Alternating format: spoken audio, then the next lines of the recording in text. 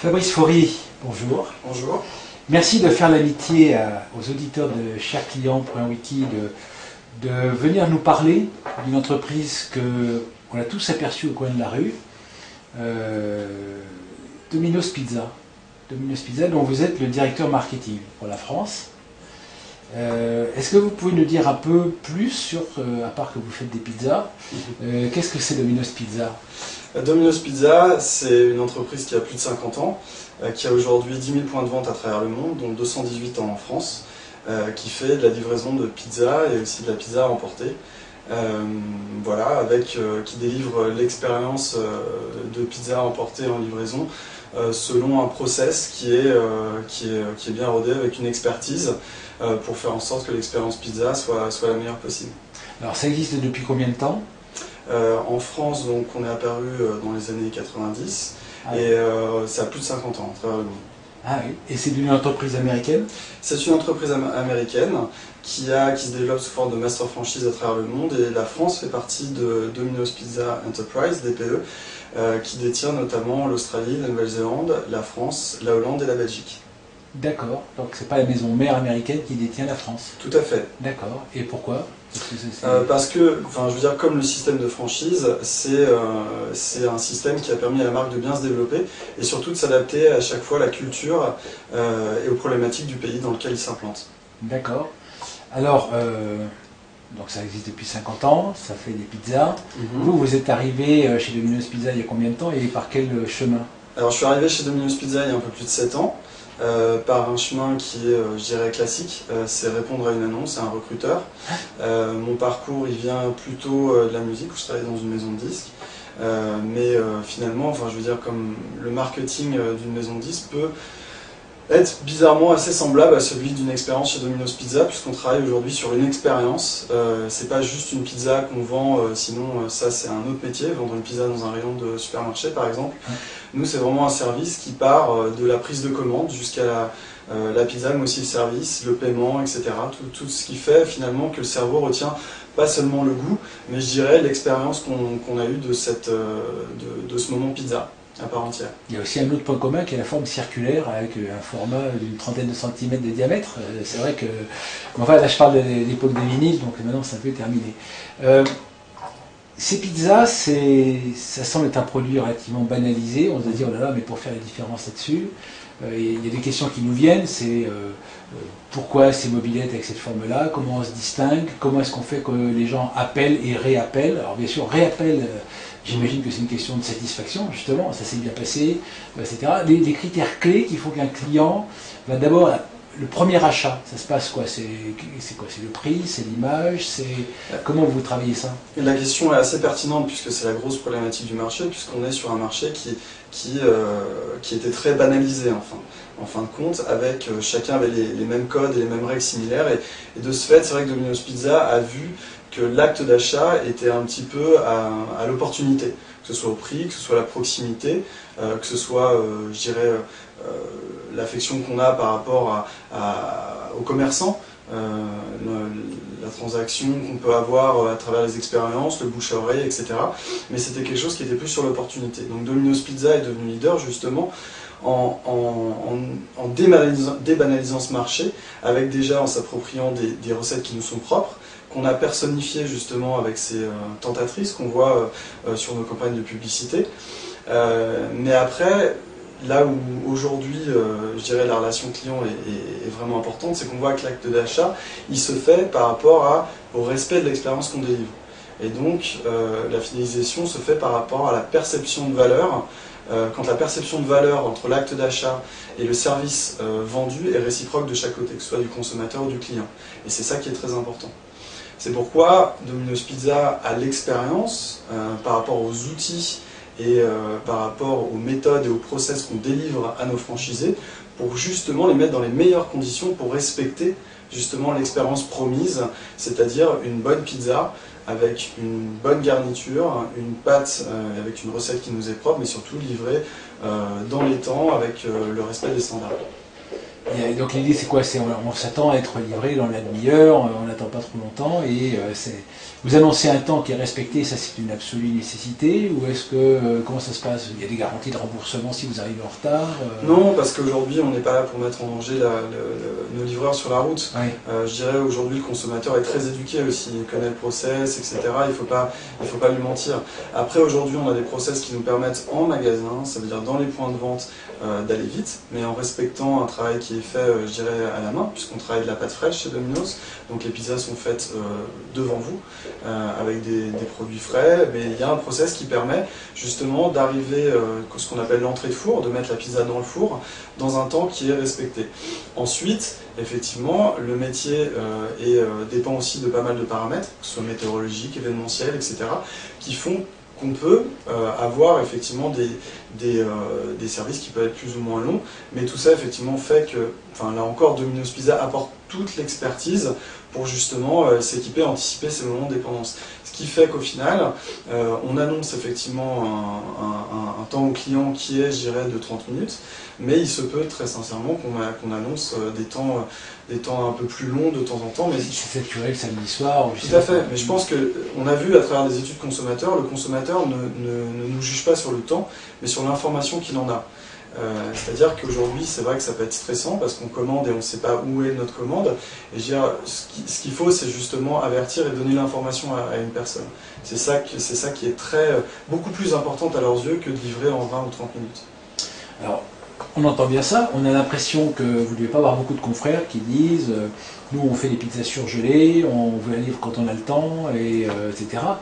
On a l'impression qu'à l'arrivée, entre une bonne pizza et une bonne pizza, c'est pas insurmontable à faire. La recette maison, on a l'impression que les Italiens doivent avoir ça en magasin depuis un petit moment, de père en fils depuis le siècle dernier. Qu'est-ce qui fait qu'on devient leader? Parce que, alors vous dites, j'imagine que vous allez dire le produit est meilleur, l'information est bonne, etc. C'est quoi la clé? C'est massivement la publicité. On voit Domino's Pizza partout et donc du coup on pense Domino's Pizza, on cherche Domino's Pizza. Il y a d'autres trucs. Je crois, non, vous l'avez dit, la grosse réussite, ça vient aussi du fait qu'on ait un réseau de franchises avec des franchisés qui sont comme des commerces de proximité. Et c'est cette proximité et on a un service intégré chez Domino's Pizza au niveau du marketing qui est dédié à ça, à ce qu'on appelle le local store marketing. Et aujourd'hui, c'est vrai que cette force qu'on a d'avoir justement des experts en local qui entretiennent un tissu, que ce soit social, économique ou même, je dirais, au niveau de tout ce qu'ils font en termes de partenariat, en termes de connaissance du marché, fait qu'on s'adapte vraiment très précisément à chaque ville, à chaque région. Et de ce fait, effectivement, on développe justement un marketing, vous l'avez dit, qui permet de faire des offres promotionnelles adaptées, alléchantes forcément, parce que c'est notre métier, pour faire en sorte qu'on recrute un maximum de gens. Parce qu'on part du principe, effectivement, comme vous l'avez dit, si notre expérience, je dirais, est la bonne, la personne, une fois qu'elle est recrutée, le consommateur, une fois qu'il a eu la chance d'accéder à travers des offres, ou à travers des dégustations de produits, à travers des partenariats ou je ne sais quoi, à notre produit, à notre service, je veux dire, tout est mis en place pour que la personne se dise, voilà, la perception de valeur que j'ai eue est la bonne. Donc pourquoi finalement aller chercher ailleurs, puisqu'on est dans la pizza. La pizza, c'est qu'on n'achète pas une pizza comme une voiture. C'est quelque chose de très impulsif. Donc aujourd'hui, si on leur met effectivement à travers des outils comme le site de la commande mobile, aujourd'hui vous pouvez commander via dominos.fr sur les tablettes, sur vos smartphones aussi. Si tout ça est fait pour le consommateur et qu'il a une perception de valeur qui est bonne, la fidélisation est relativement simple. Puisqu'en fait, comme vous l'avez dit, tout le monde peut dire aujourd'hui qu'il fait une bonne pizza, tout le monde peut dire qu'elle est pas chère, tout le monde peut dire effectivement que voilà, elle est mieux que les autres ou elle est différente, etc. Mais au final, ce qui fait la différence, c'est tenir ses promesses et aussi donner les clés pour que la commande se passe bien et simplement. Parce que il ne faut pas rendre complexe quelque chose qui est aussi simple que de la pizza. Donc il faut c'est quoi? C'est au moment du paiement que ça se passe aussi? À tous les niveaux, au moment de la prise de commande surtout, puisqu'on a bien identifié que ça pouvait être un stress pour les consommateurs. C'est pour ça que la commande en ligne aujourd'hui, je dirais, s'inscrit de façon tellement naturelle parce que la personne est tranquille chez elle ou même dans la rue, à travers, je vous l'ai dit, la commande via son téléphone, peut voir toutes les pizzas, peut même les personnaliser, peut commander ses boissons, peut regarder ses menus, peut regarder ses offres promotionnelles en toute tranquillité, sans être traité ni même jugé par quelqu'un. Donc déjà ça. Ensuite, la gestion de l'attente, ça veut dire, comme je vous ai dit, annoncer quand on peut avoir du retard, des choses comme ça. Et après, effectivement, c'est ce qu'on appelle aussi le suivi de commande, c'est-à-dire de faire ce qu'on appelle des callbacks, c'est-à-dire qu'il arrive à nos points de vente de téléphoner à ces mêmes clients une ou 2 jours après ou une semaine après pour savoir comment ça s'est passé. Et je pense que les clients nous l'ont bien montré, finalement ils peuvent se mettre à notre place en disant voilà, on ne sait pas ce qui peut arriver, mais le fait de tenir compte et de savoir si tout s'est bien passé, c'est vraiment ce genre de petits ingrédients tout au long de la chaîne du service qui fait que finalement ça fait la différence. Et le paiement ? Le paiement est très important puisqu'on a été les premiers en France à délivrer le paiement par carte bleue chez les gens, à se déplacer avec justement un terminal de paiement. Et on l'a vu, aujourd'hui effectivement on n'est plus les seuls, mais on le voit. Et le paiement par smartphone ? Le paiement par smartphone aujourd'hui, on attend que les technologies soient là, que les gens soient éduqués, puisque Domino's Pizza n'a pas vocation à éduquer le consommateur comme peut l'être d'autres marques de technologie par exemple. Mais oui, évidemment, quand les gens seront éduqués à cette technologie, je dirais il sera naturel que Domino's Pizza s'inscrive dans cette direction. Et alors, la clé, j'imagine, c'est la fidélisation dans cette histoire. Oui, la clé, je le répète, c'est délivrer la meilleure expérience promise pour avoir la meilleure perception de valeur. Et comment est-ce que vous matérialisez le fait que vous avez inscrit cette relation dans la durée avec vos clients, le fait qu'ils aient commandé une pizza une fois, mais qu'ils peuvent en recommander, donc j'imagine que vous vous souvenez de leur goût, qu'est-ce qu'ils aiment pas, etc. Oui, alors ça va d'un extrême à un autre. Ça va en premier lieu du fait qu'on a les informations qu'on utilise en marketing direct sous forme de mailing qui leur sont adressés, personnalisés, sous forme d'emailing aussi à travers des offres, jusqu'au manager qui vous reconnaît et qui vous donne la pizza que vous avez l'habitude de prendre, personnalisée, le menu, etc. Quand vous dites le manager, c'est la personne qui est au bout du téléphone ou c'est juste le manager? Ça peut être la personne au bout du téléphone. Oui, elle a un écran qui fait que mon numéro de téléphone est reconnu et automatiquement ma pizza apparaît à l'écran. On n'y est pas à ce stade parce qu'aujourd'hui tout est fait en sorte pour que ça aille vite et que ce soit simple, mais ça peut aller jusqu'au fait que la personne ait l'habitude de voir son client. Et ce qui est assez atypique dans nos métiers, c'est que la personne est en transaction, mais parfois en vente à emporter, reste dans le magasin un quart d'heure. Puisque quand elle a commandé sa pizza au comptoir, elle peut rester et vivre son expérience dans le magasin. Et de ce fait, c'est vrai qu'on a un rapport qui peut être différent avec le client. Et c'est vrai qu'on est assez connu pour avoir pas mal de promotions, pour avoir un produit qui peut se personnaliser. Et de ce fait-là, encore une fois, il peut y avoir des relations assez atypiques entre la personne derrière et devant le comptoir.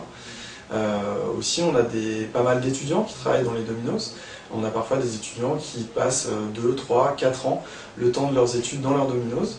Et de ce fait, connaissent très bien aussi leur clientèle et de ce fait agissent avec une personnalisation qui leur est propre. Et c'est ça qui fait le charme, je dirais, de nos métiers et qui fait qu'on est avant tout considéré comme un commerce finalement de proximité. Et il y a un attachement, vous mesurez l'attachement à cette marque par rapport, est-ce que les gens sont... Il y a des marques où il y a de l'affect, il y a des marques où il y en a peu.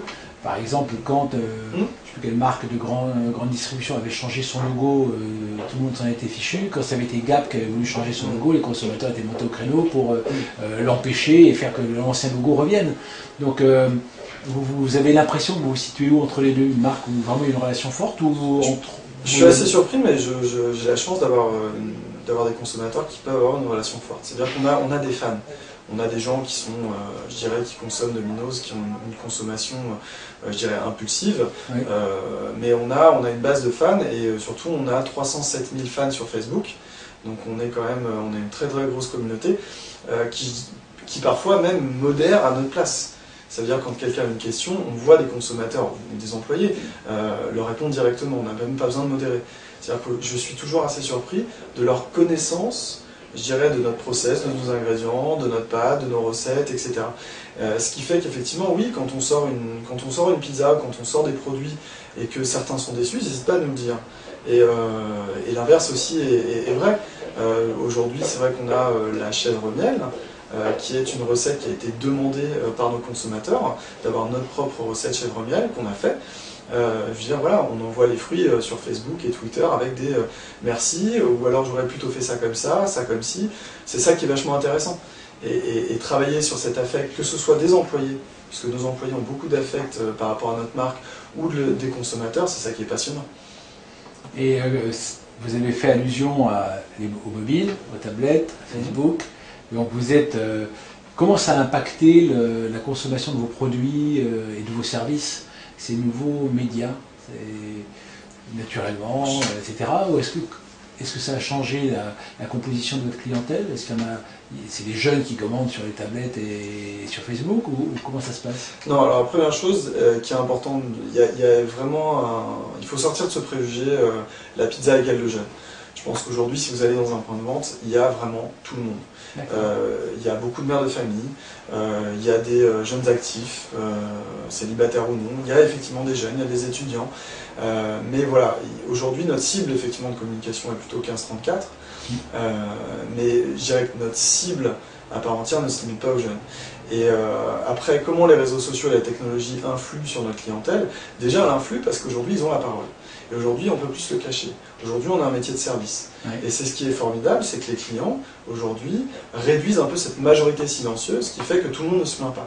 Et ce qui fait qu'aujourd'hui, nos franchisés sont encore plus, je dirais, sensibilisés par rapport à leur service qu'ils donnent. Parce qu'aujourd'hui, d'avoir quelqu'un qui appelle un magasin en disant bah, « ça s'est pas forcément passé comme je voudrais », est très différent de quelqu'un qui poste sur un Facebook national devant des millions de personnes en disant « j'ai eu une mauvaise expérience avec ce magasin ».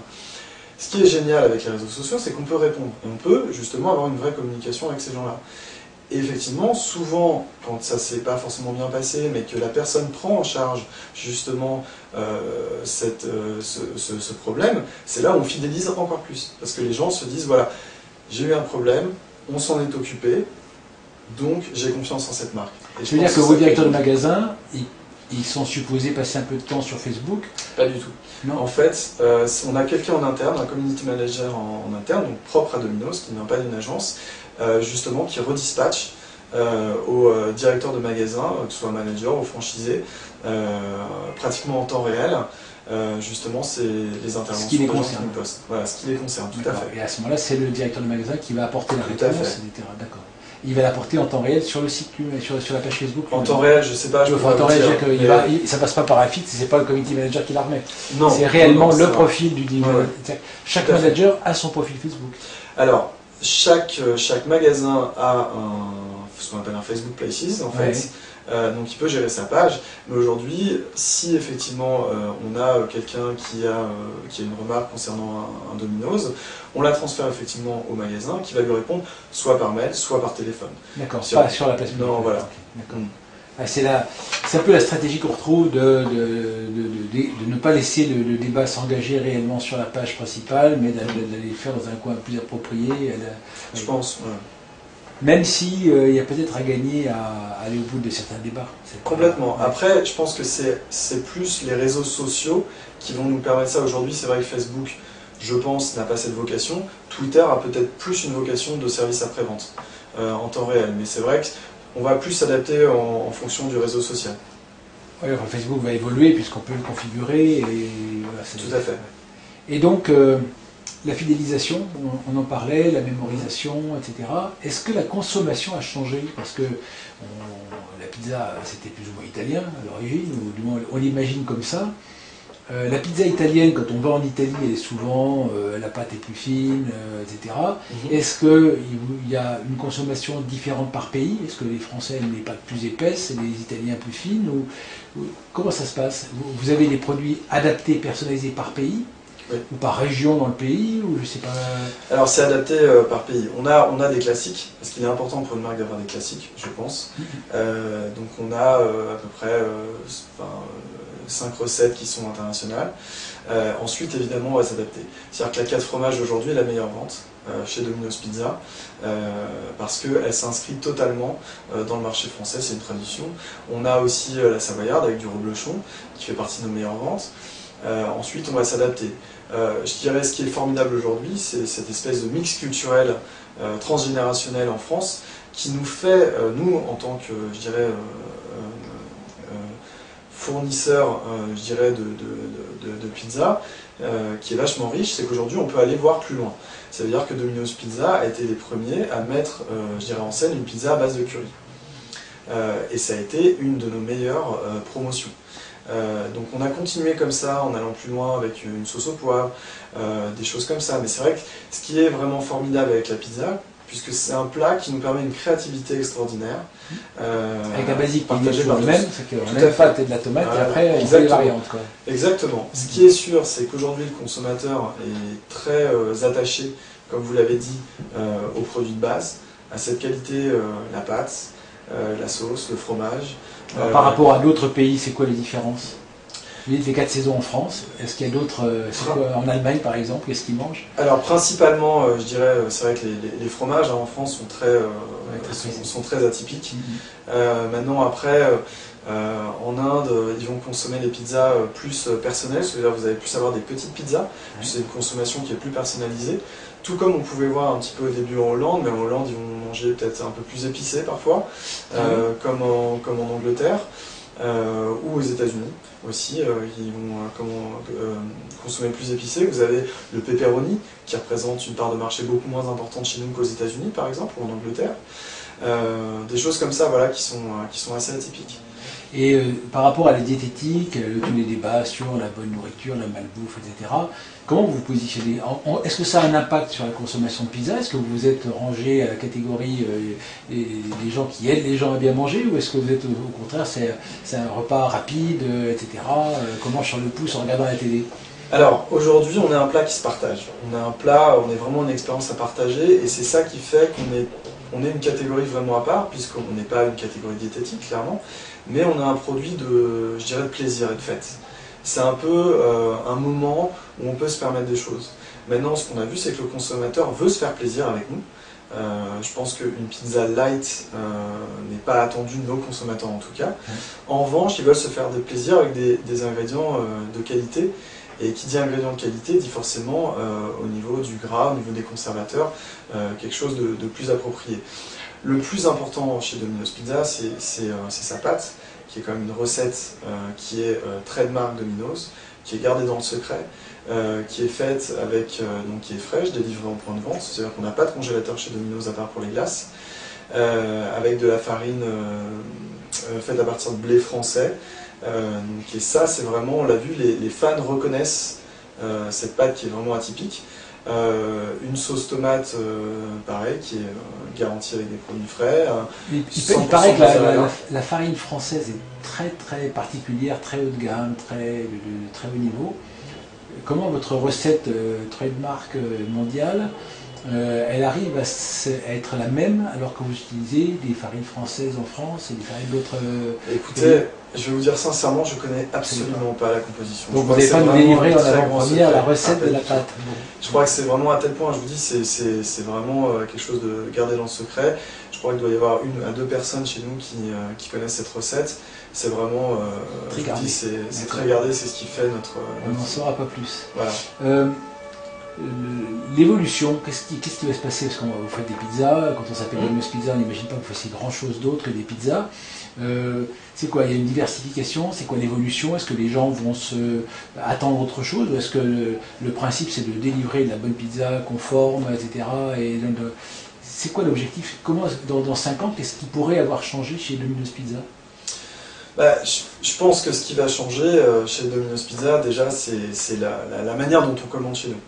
Je parlais de la commande en ligne, je pense qu'à terme, la commande en ligne va représenter la majorité de nos commandes. Ça va être la chose la plus importante. En termes de produits... Quand vous dites en ligne, c'est-à-dire je commande en ligne, ou par téléphone, par internet, etc., par tablette, et après, hop, il y a un gars en mobilette qui arrive, vous pouvez me l'apporter. Voilà, ou à emporter. Pour l'instant, ce n'est pas la majorité. Ce n'est pas la majorité aujourd'hui. Les gens viennent en magasin. Non, non, ils se font livrer aussi, mais les ventes qui sont en ligne par rapport au téléphone représentent 20% de nos commandes. D'accord. Mais c'est vrai qu'à terme, on peut s'imaginer que ça peut très rapidement être plus que la majorité de nos commandes qui passent, que ce soit pour la livraison ou comme il dit que c'est Internet par rapport au téléphone. Exactement. Et pourquoi est-ce que les gens feraient davantage sur Internet? Parce qu'aujourd'hui, comme je le disais, une commande sur Internet, c'est une commande qui vous permet d'être tranquille, de regarder tranquillement toutes les pizzas, d'avoir des offres spéciales, de mettre en valeur des produits additionnels, nos desserts qui sont parfois méconnus. Et c'est là-dessus aussi que ça va changer, qu'on tend à changer, c'est de délivrer une expérience globale qui fait qu'il y a vraiment une perception de valeur qui est importante. Ça veut dire quand on ajoute un dessert à partager, une boisson, une entrée aussi, que ce soit... Ça fait partie des attentes que vous avez détectées, ou c'est ce que vous souhaitez, ou est-ce que la pizza c'est pas quelque chose, une fois que j'ai repéré la pizza qui me plaît, je prends tout le temps la même, bonjour, vous me la mettez, tac, facile. Non, pas du tout, les clients sont plus que jamais curieux et tout à fait. D'essayer autre chose. D'essayer autre chose. Maintenant, je pense qu'il est important, c'est ce que vous avez dit, Domino's Pizza sera toujours reconnu pour son produit qui est la pizza. Les gens viendront chez nous pour la pizza. Et je pense que c'est important qu'on garde ça en tête puisque c'est notre ADN. Donc ça ne changera pas. Après, au niveau du produit de la pizza, je pense ce qui changera, c'est vraiment le focus sur, je dirais, les ingrédients. Puisqu'aujourd'hui on voit le consommateur, et c'est une bonne chose, et de plus en plus éduqué par rapport à ça, veut vraiment une qualité d'ingrédients et une perception de valeur, encore une fois, qui soit correcte. Et c'est vraiment là-dessus qu'aujourd'hui Domino's Pizza met tous ses efforts. Alors vous avez insisté sur un point qui me semble intéressant, vous êtes un acteur mondial, localisé par pays, avec des produits par pays, mais en même temps vous jouez l'impact tout à fait localisé par ville, avec une présence, avec des partenariats, des animations de l'événementiel, etc. Est-ce qu'on peut imaginer des clubs de Domino's Pizza ou des confréries de Domino's Pizza? Est-ce que ça crée est-ce qu'on peut aller plus loin que le cercle familial pour la pizza? Est-ce qu'il y a des choses... Comment ça peut évoluer? Comment vous voyez la famille est-ce qu'il y a un aspect tribal sur Internet, sur les réseaux sociaux? Ces 307 000 membres, qu'est-ce qu'ils font ensemble? Est-ce qu'ils sont juste en one-to-one pour aller voir ce qui se passe sur Domino's Pizza? Ou est-ce qu'ils vont échanger davantage à propos des pizzas, les recettes de pizza, etc.? Alors, je pense que là encore, on fait que de la pizza. On n'a pas vocation à être autre chose. Et bon, après, par les clubs ou de choses tribales, je laisse le futur décider. Mais en tout cas, non. Ce qui est important, c'est que oui, il y aura de plus en plus de participatifs. C'est ça qui est extrêmement bénéfique. Les gens, quand ils participent, c'est quoi? Ils vous demandent des nouvelles recettes? Sur les recettes, ou ils font des commentaires sur celles qui existent? Ils veulent les deux. Après, il y a eu de plus en plus de marketing, ce qu'on appelle participatif. Et je crois qu'on a eu la chance d'avoir Domino's Pizza Australie qui a fait énormément de buzz avec justement une pizza, ce qu'ils appelaient la social pizza. Ça veut dire qu'en fait, chaque semaine, c'était les membres de la communauté, enfin du réseau social Facebook Domino's Pizza qui choisissaient la base, le fromage, les ingrédients, etc. Ce qui donnait en fait une pizza élue quelque part par la communauté Domino's Pizza sur Facebook. Aujourd'hui, je crois que les gens, on l'a vu, veulent effectivement participer, mais veulent aussi qu'une marque fasse son métier. Ça veut dire que ils n'attendent pas qu'une marque ne fasse plus son travail et disent aux consommateurs, ok, faites-le à notre place. Je crois qu'il va falloir avoir la bonne balance entre on sait faire notre métier, on le fait bien, et parce qu'on est les vrais professionnels. Personnaliser, mais on vous laisse quand même pas faire le travail. Voilà, parce que je pense que c'est pas ce que les consommateurs attendent. Et les consommateurs attendent vraiment d'une marque qu'elle donne vraiment sa science et son savoir-faire. Et quelque part, ils attendent justement ces produits qui sont très de marque, Domino's. Mais en même temps, je pense qu'il faut leur laisser vous n'êtes pas en train de devenir l'Ikea de la pizza où les gens, on vous la livre en kit et vous la finissez à la maison. Non. D'accord. Et donc, qu'est-ce qui fait, d'après vous, que la pizza est un plat convivial? Parce que c'est un peu à ça que vous l'avez associé, c'est un peu le plat qu'on partage entre amis de temps en temps pour faire une soirée sympa, etc. Pourquoi c'est sympa? Parce que c'est l'Italie et qu'il fait beau en Italie, ou parce que... Non, je pense pas. Je pense qu'en plus, on est loin aujourd'hui du stéréotype italien, puisque aujourd'hui la pizza est partout, elle se consomme de différentes manières. Ouais. Je veux dire, Domino's Pizza, c'est une expérience qui lui est propre. Ça veut dire on n'est pas du tout, on sait pas du tout la même expérience que dans une pizzeria, que un camion à pizza, que voilà. Donc je pense que c'est un produit qui a plusieurs formes. On peut pas réduire la pizza à une seule forme. Nous, voilà ce qu'on sait faire, c'est effectivement des produits simples avec des garnitures qui sont plutôt originales sur une pâte, voilà, qui est une pâte qui est faite aux États-Unis, donc un peu l'expérience de la pizza américaine, mais vraiment dessinée localement à la française. Pourquoi ce produit est convivial? Parce que c'est un plat à part entière. C'est ça qui est extraordinaire, c'est qu'aujourd'hui, c'est pas une consommation individualisée où je choisis mon plat, ça et ça qui va me faire un menu au global.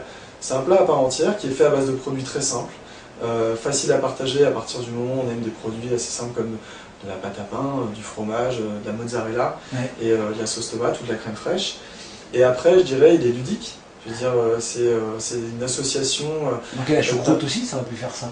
Le choucroute, c'est pas très compliqué, on se met au milieu de la table et tout le monde tire dessus. Donc, sauf qu'effectivement, c'est très facile à faire, quelque part. C'est très simple. Je veux dire, on associe facilement, je dirais, de mettre tel et tel ingrédient ensemble sur une base qui est commune à tout le monde. C'est le fait qu'on puisse faire varier presque à l'infini les combinaisons dessus, quoi. Tout à fait. Donc, écoutez, je vous remercie beaucoup. C'était une belle expérience d'un produit qu'on croit connaître et qu'on ne connaît pas si bien que ça, finalement. Merci beaucoup. Je vous en prie, merci.